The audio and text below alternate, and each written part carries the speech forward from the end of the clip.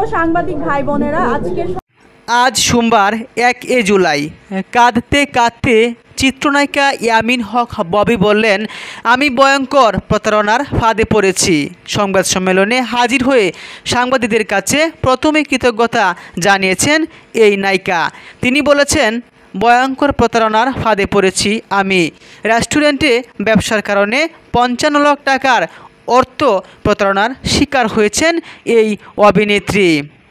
এরপর এই অভিনেত্রী নানা অভিযোগ এনে তিনি বলেন, আমি ও আমার পূর্ব পরিচিত সহযোগী মির্জা আবুল বাশার দুজনে মিলে গুলশান এরিয়ার গুলশান 2 113 নম্বর সড়কে একটি রেস্টুরেন্ট ব্যবসা শুরু করি।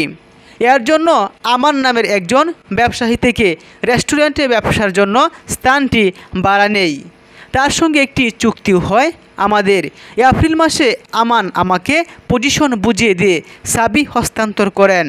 এরপর রেস্টুরেন্টের ডেকোরেশন পরিবর্তন করতে আরও টাকা খরচ করা হয়।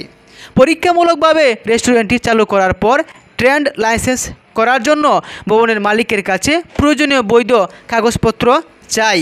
তারপর থেকেই হয়রানির শিকার হচ্ছি আমি।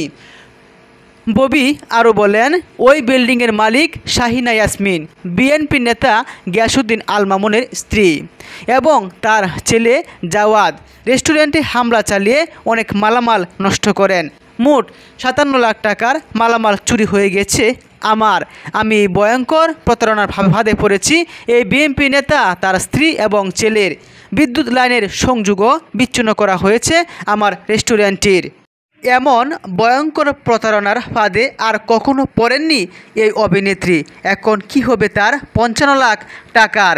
তিনি আরও বলেছেন, আমার পক্ষের লোকদেরও সঙ্গে অপ্রীতিকর ঘটনা ঘটিয়েছে।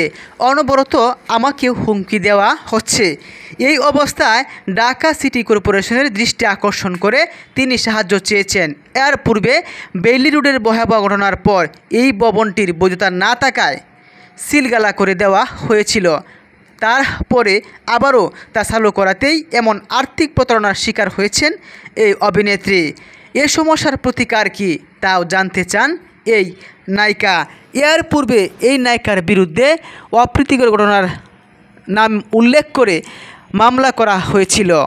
এরপর ববিও তিনি পাল্টা মামলা করেছেন। যিনি এই চিত্রনায়িকার বিরুদ্ধে চুরি এবং হত্যার উদ্দেশ্য অপ্রীতিকর ঘটনা ঘটানোর জন্য অভিযোগ এনে মামলা করেছেন, তার নাম মোহাম্মদ সাকিব উজ্জোয়া।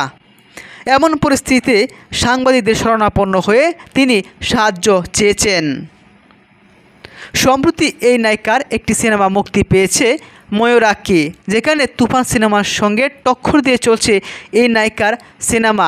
দীর্ঘদিন পর একটি সিনেমা সুফল আসলেও অপরদিকে শুনল ভয়ঙ্কর প্রতারণার ফাঁদের দুঃসংবাদ।